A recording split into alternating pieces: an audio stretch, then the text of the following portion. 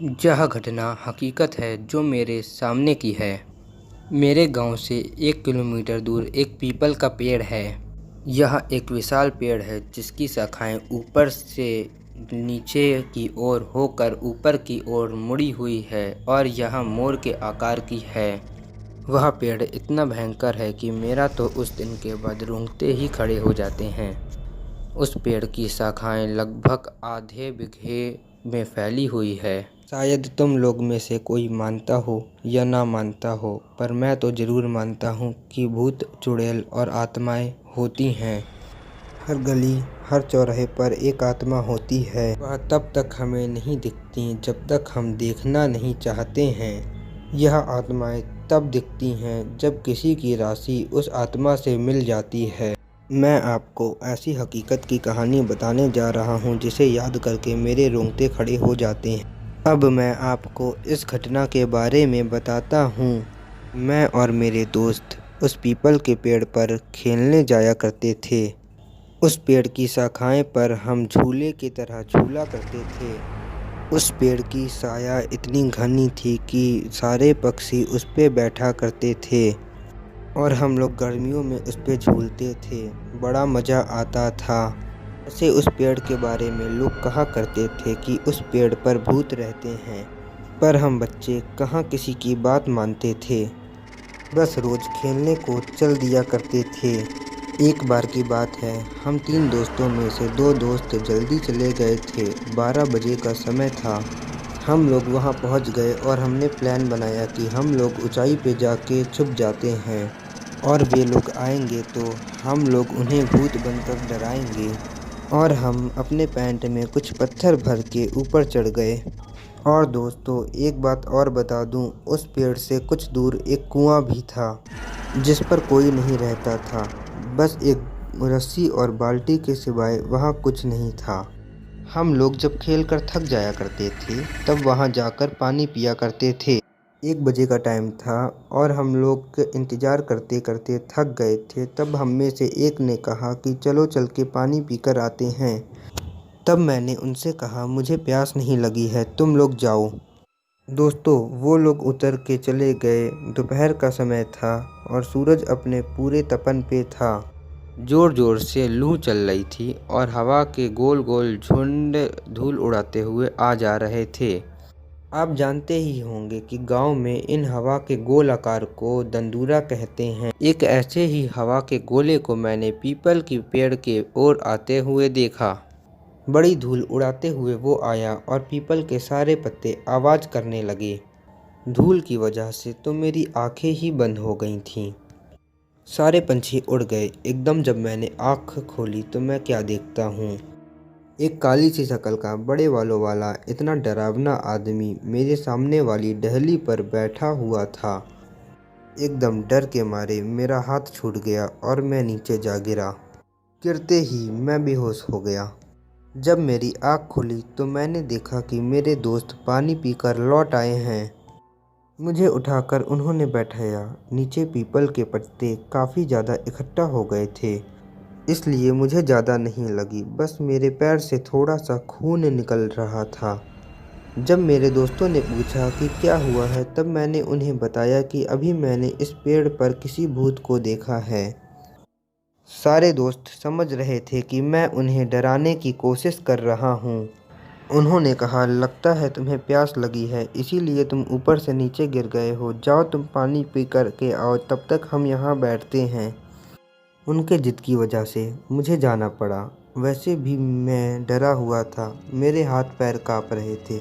मैं सोच ही रहा था कि किसी तरह यहाँ से निकल जाऊँ, कल से यहाँ नहीं आऊँगा। मैंने बाल्टी उठाई और कुएं में डाल दी। जैसे ही मैंने कुएं में बाल्टी डाली, वैसे ही एक आवाज़ आई। वो आवाज़ ऐसी लग रही थी जैसे कि कोई कुएं में बार बार कूद रहा हो। इसे सुन के मैं और भी ज़्यादा डर गया। जबकि मैंने ये रस्सी हल्के से पकड़ रखी थी, तब ये आवाज़ कैसे आ सकती थी। मैंने ज़रा सा कुएं में झांक कर देखा तो मुझे वही चेहरा दिखाई दिया। तो मैं एकदम से पीछे हटा और मुझसे कोई टकरा गया, जिससे कि मेरे होश ही उड़ गए। डर के मारे मेरे हाथ से रस्सी छूटी और कुएं में जा गिरी। मैंने जैसे ही पीछे मुड़ के देखा तो मेरे सामने वो भयानक शक्ल वाला आदमी खड़ा था। मेरी तो जैसे आवाज़ ही बंद हो गई। उसके बड़े और गंदे दांत, जैसे उसने कभी मंजन ही नहीं किया हो। उसकी जली जली सी खाल, जैसे कि कोई जला हुआ डरावना आदमी मेरे सामने आ गया हो। उसे देख के तो मेरी आंखें खुली की खुली रह गई थी। मैं वहीं बेहोश हो गिरा। मेरे दोस्त सोच रहे थे यह अब तक क्यों नहीं आया। 5 मिनट बीत चुके थे। मेरी आंखें खुली तो मैंने देखा कि मैं पीपल के पेड़ के नीचे पड़ा हूँ। तो मैं और डर गया कि मैं यहाँ कैसे आ गया। दोस्त मुझे उठा कर लाए थे। जैसे ही मैं खड़ा हुआ देखा तो दोस्त खड़े हुए थे। उन्होंने कहा, लगता है तेरी तबीयत खराब है, तूने पहले क्यों नहीं बताया, हम पानी ले आते। कहीं तू कुएं में गिर जाता तो हमारे घर वाले तो हमें भी जान से मार देते। तो मैंने उन्हें बताया कि मेरी तबीयत खराब नहीं है, मैंने सचमुच भूत को देखा है। उन लोगों को विश्वास नहीं हो रहा था कि मैं तो जब भी भूत की बात होती थी तो पहले ही कह देता था कि भूत नहीं होते हैं, और आज मैं खुद ही कह रहा हूँ कि मैंने भूत को देखा है। आज मुझे क्या हो गया है, वो लोग यही सोच रहे थे। अब तक 2 बज चुके थे। हमारे दोस्तों का आने का समय हो गया था। मेरे एक दोस्त ने कहा, चलो ऊपर चढ़ जाते हैं और उन लोग को डराते हैं। मुझे डर लग रहा था, पर फिर भी मैं अपने दोस्तों के साथ ज़्यादा ऊपर नहीं, बस थोड़ा ही ऊपर जाकर बैठ गया। जैसे ही वो लोग आए वैसे ही हमने पत्थर फेंकना शुरू कर दिया। पर तब तक हुआ क्या कि दंदूरे हवा का झोंका आने लगा और हमारे पेड़ को झंझोड़ दिया। हमारे पेड़ की डालियाँ तेज तेज हिलने लगी और ऐसा लग रहा था कि कोई पेड़ की डाली को उखाड़ने की कोशिश कर रहा है। हमारे दोस्तों ने सोचा कि इस पेड़ पर भूत है और वो लोग डर के भाग गए, और हम बहुत खुश हुए कि आज तो हमने इन्हें डरा ही दिया। हमें क्या पता था कि ये सारी चीज़ें वो भूत भी देख रहा है, और उसने ज़ोर ज़ोर से पेड़ को हिलाना शुरू कर दिया। जैसे ही मैंने और मेरे दोस्त ने ये सब देखा तो हम जल्दी जल्दी पेड़ से उतरने लगे। इस बार उसकी आँख लाल लाल, दांत होठों से बाहर। ये सब देख के हम लोग ज़ोर ज़ोर से भागे। मैं तो डाली पकड़ के कूद पड़ा। मेरा दोस्त जिस डाली को पकड़ के लटका, अचानक से वो डाली टूट गई और मेरा दोस्त नीचे गिर गया। मैं तो उसे देखने के लिए रुका भी नहीं और भागा। मेरे दोस्त भी पीछे पीछे भागे। और तो क्या था, हमने पीछे मुड़ के देखा भी नहीं और सीधा घर जाकर ही दम लिया। घर पहुंच के हमने देखा कि हमारा दोस्त नीरज नहीं दिख रहा है। हमने थोड़ा पीछे जाकर देखा तो हमने पाया कि हमारा दोस्त नीरज वापस लौट रहा है और बहुत आराम आराम से चलते हुए आ रहा है। उसकी आंखें लाल, हाव भाव बदले हुए। नीरज वापस लौट रहा था। हमने बोला, नीरज क्या हुआ? तो उसने हमसे कुछ नहीं बोला, बस हमें यूं ही देखता रहा और चला गया, और सीधे जाकर अपने चबूतरे पर बैठ गया।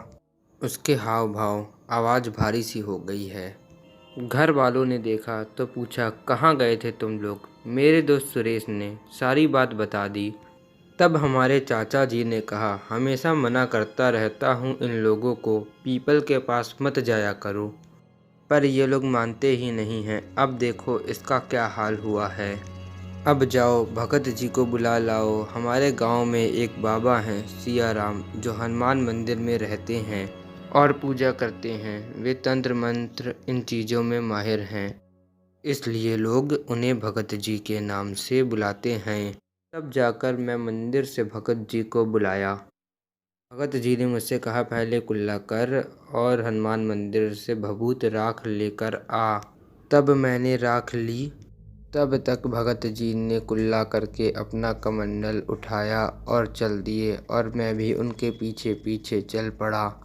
भगत जी वहाँ पहुँचे और पहुँचते ही सब समझ गए और कहा, भाई तुम यहाँ क्या लेने आए हो? वो चुप रहा और कुछ नहीं कहा। फिर भगत जी समझ गए, नहीं तू ऐसे नहीं बोलेगा। फिर भगत जी धरती के पैर छूकर बैठ गए और मुझसे राख मांगा। मैंने उन्हें राख दे दी और उन्होंने कुछ मंत्र पढ़ के उस राख को उसके ऊपर फेंक दिया। और उन्होंने अपने कमंडल को हाथ में लिया। उसके बाद उन्होंने कमंडल से पानी लेकर के उसके ऊपर फेंक दिया।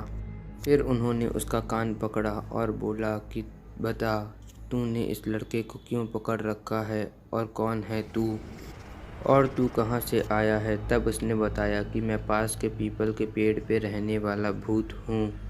यह लोग मुझे दोपहर के समय सोने नहीं देते थे, इसलिए मैंने इसे डराया और इसे पकड़ लिया। भगत जी ने कहा, तू पीपल को छोड़ और कहीं दूर जंगल में चली जा। पीपल बच्चों के खेलने के लिए है। तब उस आत्मा ने बोला कि मैं कहाँ जाऊँगा। भगत जी ने कहा कि तू ऐसे ही जाएगा कि निकालूं अपना वज्र। ये बोल के भगत जी की आंखें लाल हो गई। फिर भूत ने कहा, आप मेरा कान छोड़ोगे तभी तो जाऊंगा। नीरज कितना अच्छा बच्चा है। भगत जी ने उसके कान छोड़ दिए और एकदम नीरज हिला। उसके बाद वो नॉर्मल हो गया। फिर भगत जी ने कहा, अब पीपल का भूत जा चुका है, तुम लोग जाकर खेल सकते हो।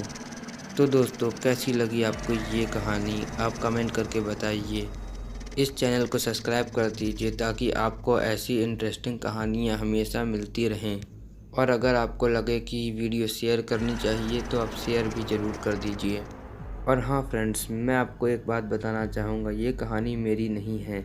वीडियो केवल एंटरटेनमेंट पर्पस के लिए बनाई गई है। So thank you for watching this video.